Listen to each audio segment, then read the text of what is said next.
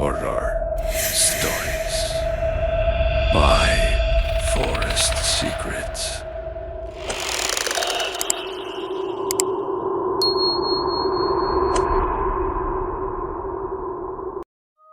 Bago natin simulan ang kwento, ay nais ko munang humingi ng suporta sa mga bago nating tagapakinig. Paki-subscribe na rin ang channel ko, paki-like na rin at share. Kung may katanungan sa kwentong ito, maaring mag-iwan lamang ng komento sa ibaba. Yun lamang po at maraming salamat. Magandang araw o gabi sa lahat ng tagapakinig. Gayon na rin sa tagapagsalaysay ng channel na ito. Nagkayayaang mag-out of town ang magkakaopisina at magkakaibigang sina Melanie, Christian, Feder, Paris, Brittany at Ben. Sinamantala nila ang week-long vacation at nagtungo sila sa isang isla sa Western Visayas. May nakapagsabi kasi sa kanila na may pagkamisteryo ang naturang isla. Mahilig kasi silang magbabarkada sa adventure. Magkakahilera nga silang nakaupo sa isang mahabang upuan na naroon habang naghihintay sila ng bangkang magkahatid sa isla. Nang biglang may lumapit sa kanila na isang matandang lalaki na tila pulubi. Sinabi nito kung sa isla raw ba sila patungo ay mabuti pang wag na silang tumuloy. Tatanungin sana ito ni Melanie kung bakit. Ngunit biglang itinaboy ito palayo ng isang lalaki. Binaliwala na lang nila ang sinabi nito. Sa wakas nga ay nakarating din sila sa isla. Nakahanap sila ng isang lumang bahay na naroon na bungalow style at gawa sa kahoy. Lumabas muna si Melanie upang magpahangin. Umihip ang malakas na hangin kasabay ng pagdaan ng isang matandang babae. Binati niya ito, pero sa halip na gantihan ang pagbati niya ay sinabi nito na kailangan na nilang umalis sa islang iyon. Nang itanong niya sa matanda kung bakit, ay hindi siya nito sinagot. Basta iniwan na lang siya nito. Napaisip siya, 2 taon na kasi ang nagbawal sa kanila na tumuloy at manatili sa isla na yon. Lalong nadagdagan naman ang kuryosidad niya sa misteryong isla. Nang mga sumunod na oras ay nasa sala silang magbabarkada. Nagkakantahan at nagkukwentuhan ang mga babae. Ang mga lalaki naman ay nagiinuman. Biglang nag-inat si Melanie. Nakaramdam na kasi siya ng antok. Nagpaalam na siyang papasok sa kwarto para magpahinga na. Ang sabi naman ni Ben ay wag muna dahil maaga pa naman. Pero hindi pinansin iyon ni Melanie at nagpatuloy na siya sa paglalakad patungo sa kwarto. Iidlip muna siya dahil pagod siya sa biyahe kanina. Ang isang kaibigan naman nila ay nakita sa sulok ang isang vintage na relo. Kakaiba yon at umaandar pa. Pero bakit iba ang oras? Ang sabi ng kasama nila ay sira yata. Antigong-antigo ang itsura ng orasan, kaya naagaw niyon ang atensyon ng lahat. Sinaway siya ng isang kasama nila na si Christian. Huwag daw niyang pakialaman yon at ibaba na lang sa sulok. Nang tanghaling iyon ay namasyal si Melanie kasama ang mga kaibigan niyang babae. Sa paglalakad nila ay nakakita sila ng scarecrow sa taniman. Nakakatakot iyon. Kakaiba kasi ang itsura niyon na karaniwang itsura ng isang scarecrow. Kung titignan yon ay parang buhay na tao. Nagutay-gutay ang damit at pangit talaga ang itsura. Pagkatapos nilang maglakad-lakad, ay naligo sila sa dagat. Nang mapagod sa kakalangoy, ay bumalik na sila sa bahay para makapagpahinga. Lumabas ng bahay si Melanie at umupo sa lumang garden set. Hapon na noon at malapit nang kumagat ang dilim. Napaangat ang likod niya sa pagkakasandal sa upuan nang may makita siyang tao sa likod ng puno na sumisilip-silip sa kanya. Ngumiti ito sa kanya. Napangiwi siya nang mapansin niyang tad-tad ng tila bukol ang mukha nito at may tumutulong malapot na likido mula sa bibig nito. Nang ginawin siya dahil sa malakas na ihip ng hangin, ay pumasok na siya sa loob ng bahay. Naabutan niya sina Ben at Christian na pinapakialaman ang antigong table clock. "Bakit niyo ginagalaw yan?" Nanlaki ang mga matang wika niya. "Di ba't sinabi ko nang huwag kayong gagalaw ng anumang gamit dito? Hindi natin pag-aari yan." Inaya nila si Melanie na tignan iyon. Takang-taka ang anyo. Ipinakita nito sa kanya ang antigong orasan. "Kanina pa kasi namin ina-adjust ni Christian ang oras nito. Iniikot namin ang pihitan, pero bumabalik pa rin sa dati niyang oras," ang sabi ni Ben. Imunestra pa ng dalawa sa kanya ang tinutukoy ng mga ito at mismong siya ay nanlaki ang mga mata. "Kaya nga huwag niyong gagalawin yan. Bitawan niyo yan," ang sabi ni Melanie sa dalawa. Kakamot-kamot sa ulong binitawan na ni Ben ang table clock at saka niyaya na niya si Christian sa kwarto. Naiwan siyang hindi maintindihan ang kabang nararamdaman. Naglakad sa taniman si Melanie kasama ang mga kaibigan niyang babae ng gabing iyon, nang bigla silang salubungin ng isang scarecrow na nakita nila kaninang umaga. Nagkahiwa-hiwalay sila nang magpulasan sila sa pagtatakbo. Lakad-takbo ang ginawa niya, bit-bit ang flashlight nang magawi siya sa lugar kung saan niya nakitang nakatayo dati ang pangit na scarecrow. Nang ilawan niya iyon, nakita niyang wala na iyon doon. Naalala niya ang humahabol sa kanilang tila scarecrow. Kinilabutan siya. Di yata't nagkabuhay ang scarecrow. Bigla tuloy siyang napaatras. Hawak pa rin ang flashlight nang biglang mabunggo ang likod niya sa likod ng kung sino. Napasigaw siya at nabitiwan ang flashlight. Nang lingunin niya kung sino, ay nakita niyang si Paris pala yon.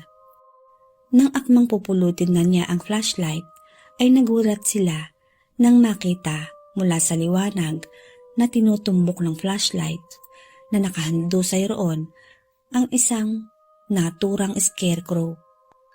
Nagtataka man kung bakit bigla ay nakahandusay roon ang scarecrow. Sa takot ay agad silang umalis doon pagkatapos damputin ang flashlight. Nang lingunin niya ang scarecrow ay nanlaki ang mga mata niya nang makitang wala na yon doon. Lalo nilang binilisan ang paglalakad, ngunit biglang lumitaw at humarang sa daraanan nila ang scarecrow. Nakatakbo siya, kaya si Paris ang nakuha nito. Nang magkubli siya sa isang puno, ay nakita niya nang buhatin ng scarecrow ang kaibigan niya. Palihim na sinundan niya iyon. Sa isang maliit na kubo sa dulo ng taniman, dinala ng scarecrow si Paris. Dahan-dahang lumapit sa kubo si Melanie. Sumilip siya sa may mga siwang doon. Nakita niya ang kaibigang si Paris at sigaw ito ng sigaw habang nakaupo sa isang silya. Nilagyan ng scarecrow ng busal ang bibig nito. Maya-maya ay muntik na siyang mapasigaw nang biglang dukutin ng scarecrow ang mga mata ni Paris gamit ang mga daliri nito. Pagkatapos ay nilagyan nito ng mga tuyong dahon ang eye socket ng kaibigan niya. Kapag Juan ay kumuha ito ng kutsilyo at hiniwa ang magkabilang sulok ng bibig ni Paris. Pinutol nito ang dila ni Paris pagkatapos ay nilagyan ng mga tuyong dahon. Napaiyak siya sa labis na takot, panghihilakbot at awa para sa kaibigan. Nang pakiramdam niya ay maduduwal siya sa nasasaksihan, ay lumayo na siya roon at nagsususuka. Nang mahimasmasan ay muli siyang bumalik sa pagkakasilip sa siwang. Tila ba muling bumaliktad ang sikmura niya nang makitang hinihiwa ng scarecrow ang tiyan ni Paris at inalis ang mga lamang loob nito. Pagkatapos ay siniksikan din nito iyon ng mga tuyong dahon. Hindi niya nakayanan ang lahat. Umiiyak na tumakbo siya palayo sa lugar na iyon. Nang huminto siya sandali, ay doon na niya nahinuha na hindi iyon ang daan pauwi. Mukhang naligaw na siya. Nang muli niyang ipagpatuloy ang paglalakad, ay napahiyaw siya nang humandusay siya. Bumulabog ang isang malaking paniki at hinahabol siya ng mga iyon.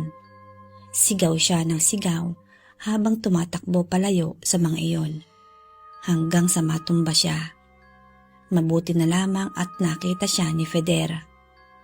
Tinulungan siya nitong makalayo. Nagpahinga muna sila sandali, pagkatapos ay naglakad ng muli. Ngunit hindi na nila tinunton ang daan pauwi sa bahay.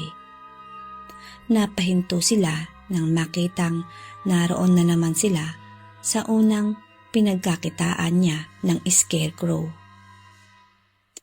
May nakatayo na muli roon at dahan-dahan silang lumapit doon upang masindak lang sa nakita. Si Paris na ang nakatayo roon at mukha na itong scarecrow. Halos magkandara pa sila sa pagtakbo ni Ferrer dahil sa takot. Nakita nila sa daan si Brittany at hintakot na naglalakad. Kaya sabay-sabay na silang umalis.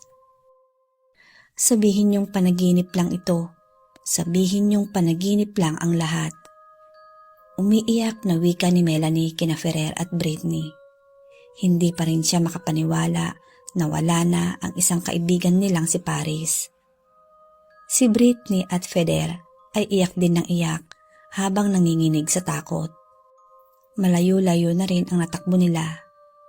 Tila malapit na sila sa pinanggalingan nilang tabing dagat na pinagdaungan nila nang dumating sila sa isla. Kailangan na nating makaalis dito. Mamamatay tayo, Melanie. Takot na wika ni Feder habang umiiyak ito. Pero may mga kasama pa tayong naiwan doon sa bahay. Nandoon pa sina Ben, aniya. Saka nagpalinga-linga. Nang biglang may natanaw siyang bangka, niyaya agad niya ang kanyang mga kasama. Mabuti na lamang at demotor iyon. Wala silang alam sa pagpapaandar niyon. Pero natandaan niya ang isang napanood niya sa pelikula na may hinugot doon. Hinanap niya ang bagay na iyon at saka hinatak. Mukhang kinakasiyahan pa siya ng langit dahil umandar ang bangka. Habang umaandar ang bangka, ay naisip niya ang mga kasama nilang lalaki na naiwan sa bahay. Hindi pa alam ng mga ito na patay na pala si Paris. Baka habang tumatakas silang tatlo, ay nasa panganib na sina Ben at Christian. Babalikan na lang nila ang mga ito roon. Hihingi sila ng tulong kapag nakatawid na sila sa isla. Hindi ba't sinabihan ko na kayo kanina? pero hindi kayo nakinig. Anang matandang lalaki kina Melanie nang makita nila ito pagbaba nila ng bangka. Ito ay yung mukhang pulubing naroon kaninang umaga. Nakatawid na sila. Paano po ang mga kasama namin? Babalikan po namin sila. Umiling-iling ang matanda. Nahihintakutan ang anyo niya. Kailangang bago pumutok ang liwanag, ay nakabalik na uli kayo. Bago kayo maubusan ng oras. Nang tumapak kayo sa bahay na iyon, ay nagsimula na ang lahat. Muling nabuhay at gumalaw ang mga kamay ng orasan. Ang sabi ng matanda sa kanila. Manong, yun po bang antigong orasan ang tinutukoy ninyo? Oo, pag-aari iyon ng nahuling mangkukulam sa islang iyon. Pati na ang bahay na tiniluyan nyo. Ayon sa kwento ng aming mga magulang, sinunob ng mga taong bayan ang mangkukulam. Sa taniman niya, sa pakahuyan. Pero bago raw ito mamatay, ay sumumpang mamamatay ang lahat ng tutuntong sa isla at sa bahay na yon. Lalong-lalo na ang hawak ng antigong orasan. Sa pagmamay-ari nito, iyan daw ang ginagamit nito noon. Yun daw ang ginagamit nito na orasan para taningan ang buhay ng kinukulam niya. Mula noon ay naging pugad na rin iyon ng kung ano-ano masasamang nilikha. Ang islang iyon, pinamumugaran na yon ng mga masasamang nilalang na pumapatay. Namatay ang lahat ang taong tumapak sa isla na iyon. Umabot na sa pagbubukang liwayway. Kaya pala, kahit anong gawing pag-adjust ni Ben at Christian, hindi nagbabago ang orasan. Kaya pala, ang sabi ni Melanie, nahihintakutan na rin ang anyo ni Feder at ni Britney. Bilisan na ninyo at huwag kayong magpapaabot ng umaga kung nais niyong balikan ang mga kasamahan niyo. Mag-iingat na labang kayo mga anak. Panganib, tandaan niyo, kapag inabot kayo ng umaga, huwag niyo na ang asahang bumalik pa roon. Baka wala na kayong abutan o hindi na talaga kayo makakabalik pa. Ang sabi ng mukhang matandang pulubi sa kanila. Salamat po, Manong. Maiwan na kayo rito, Feder. Samahan mo si Britney. Ako na lang ang babalik. Maaari pa niyang iligtas si Ben bago pumutok ang araw. Umalis na siya ng mga oras na yon. Nagpahatid na lang siya sa isla sa isang bangkero na pinakiusapan niya kahit takot na takot. Nang makabalik si Melanie sa isla, ay hindi na niya naabutan sina Ben at Christian sa bahay. Nang lumabas siya ng bahay, ay hinarang siya ng mga lalaking may mga bukol ang mata at may malapot na likidong tumutulo mula sa bibig ng mga ito. Dinala siya ng mga ito sa isang lumang bahay na mabaho at maraming gumagapang na mga ipis at daga. Nakita niya roon sina Ben at Christian na mga nakahandusay at mukhang hirap na hirap. Itinali siya ng mga ito paupo sa isang silya. Maya-maya pa, sa panghihilakbot niya, ay bigla na lang tinagpas ng isang lalaki ang ulo ni Ben at Christian. Napakagatlabi siya habang walang patid ang pagtulo ng mga luha niya.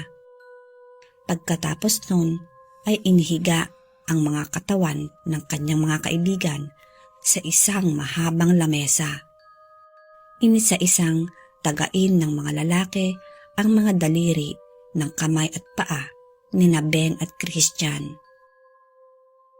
Pagkatapos nun ay pinagtatatagtad na ng mga ito na parabang karne ng baboy sa palengke. Inihalo nila at iniluto ng mga ito ang mga tinadtad na parte ng katawan ng kaibigan niya. Naghain na ang mga ito sa mesa, habang sarap na kumakain ang mga ito ay pilit siyang sinusubuan ng isa sa mga lalaki. Medyo hilaw pa ang isang piraso ng laman na pinipilit na isubo sa kanya. Kahit ano ang gawin niyang pagtanggi at pagpupumiglas ay wala siyang nagawa. May nagbabantay sa kanya at pilit na pinalululon ang laman ng isa sa kanya. Hindi na tumigil ang pagtulo ng kanyang mga luha. Alam niyang siya ay isusunod na ng mga ito. Ihahanda na lang niya ang sarili niya sa mga mangyayari. Dalangin niyang sana ay wala nang tumapak sa islang iyon.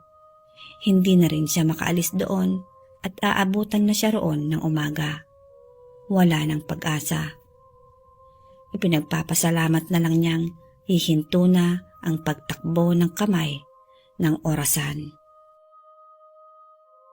Hindi na nga nakabalik si Melanie sa mga kaibigan niya at isa na rin siya sa mga nabiktima. Subalit simula noon ay huminto na rin ang paggalaw ng lumang relo at wala na itong nabiktima.